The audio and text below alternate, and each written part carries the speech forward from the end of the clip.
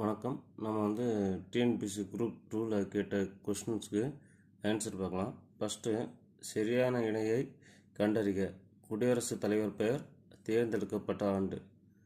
இதில் வந்து பார்த்திங்க அப்படின்னா லெஃப்ட் சைடில் வந்து குடியரசுத் தலைவரோட பேர் கொடுத்துருக்குறாங்க.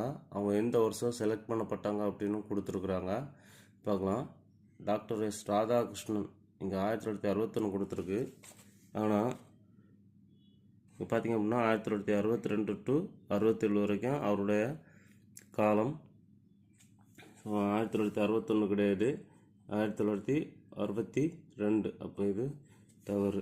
ரெண்டாவது வந்து பார்த்திங்கன்னா ஜாகிர் ஹுசேன் 1966. இங்கே வந்து பார்த்திங்கன்னா 1967 டு 69 கொடுத்துருக்குறாங்க. அப்போ இதுவும் தவறு, ஏன்னா 1967.